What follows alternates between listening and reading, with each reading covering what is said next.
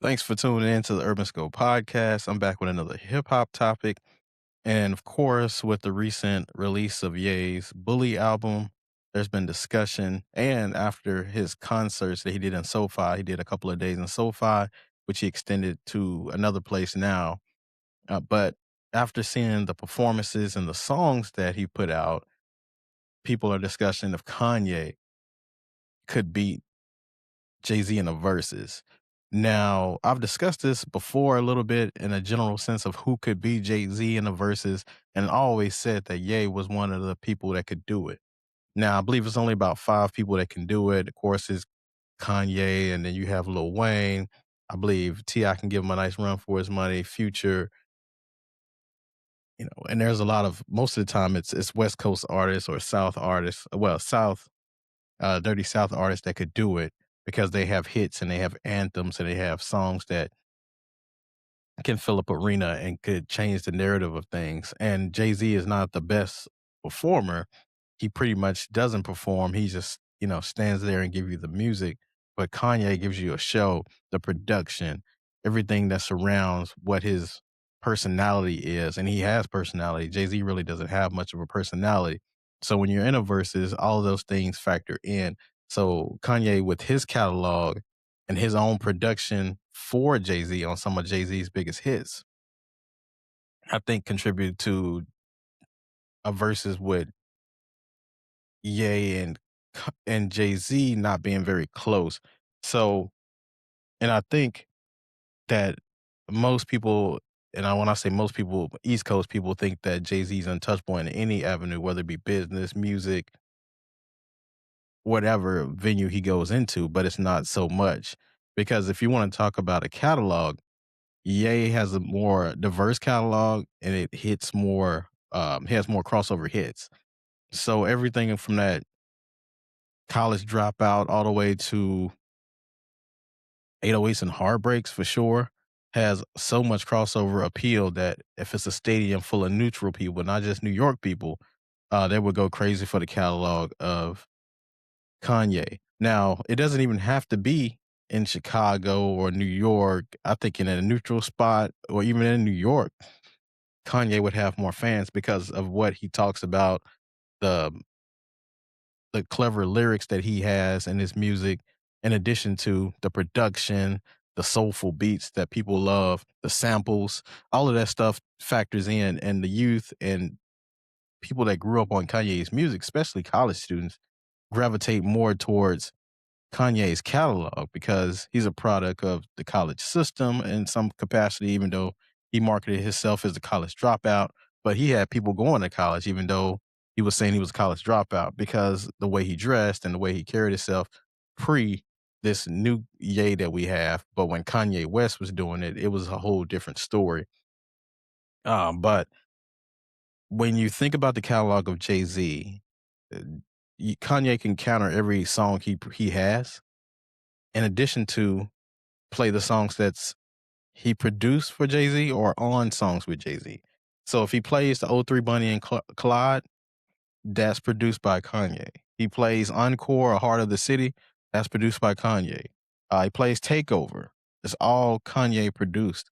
So anything that Jay-Z could put out there is more than likely produced by Kanye. Of course, he has Timbaland produced beats and he has beats that's produced by Pharrell and others, but some of his biggest hits, if you can't play the catalog without Kanye, you really don't have a catalog to play in a verses. So it kind of stumps you there. Now, of course, we know Jay will probably never do a versus, especially against Kanye, but most people probably want to do a versus with Kanye because it's a lose lose battle because he has so many hits. And there are only a few people that can stand on that stage with him. So everything he can do, he can counter. Now, the only advantage Jay has, well, he has two advantages actually. Jay has the advantage of having the Empire State of the Empire State of Mind song with Alicia Keys, and if he performed that in New York, that's going to be an automatic point. So he has that in his record.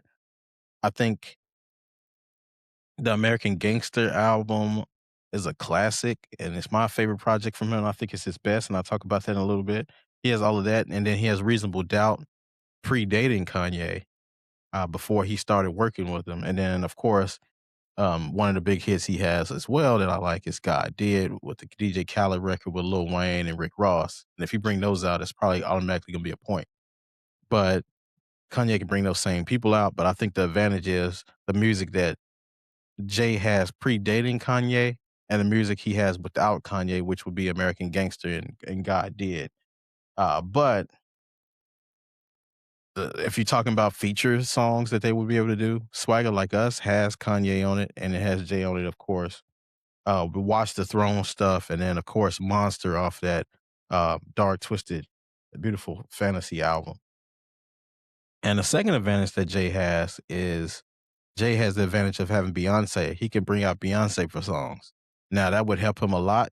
Now in the hip hop world, I'm not sure how much that helps, but it definitely doesn't hurt to have Beyonce be married to Beyonce and have her at at will for verses because verses are also about the who you can bring out as well, and we saw that from the Tank and Tyrese battle. So he definitely can bring out Beyonce, and he could bring out anybody from Rockefeller. But the biggest asset he would have would be Beyonce. Kanye doesn't have that at his will, so uh, Jay does have that advantage. But I think Ye with all his crossover hits and his hits that reach the masses, all different type of genres and demographics, um, I think he has that advantage because most people know Ye's music more than they know Jay Z's, and Jay Z is popular in his own world, but more so in a hip hop sense. But when you think about the global effect, Ye is more global. Ye is more he reaches more demos. Jay Z doesn't reach that many demos because he's talking about street stuff. He's talking about narcotics. He's he's making references and he has clever lyrics and he has an amazing catalog. Don't get me wrong, but if you're comparing him to Ye, Ye was the student that became the teacher, and he learned from Jay Z, and he was shunned upon a lot from Jay Z. If you listen to the Big Brother song off his graduation album, he learned a lot from Tough Love because Jay Z didn't let him rap, didn't let him stand in the forefront, did a lot of things to overshadow him. And he said, "Hey, I'm gonna beat Big Brother, and I'm gonna do better on production. I'm gonna get the best writers. I'm gonna make this a whole production, not just about rap. It's gonna be bigger than rap." And then that's something what he did.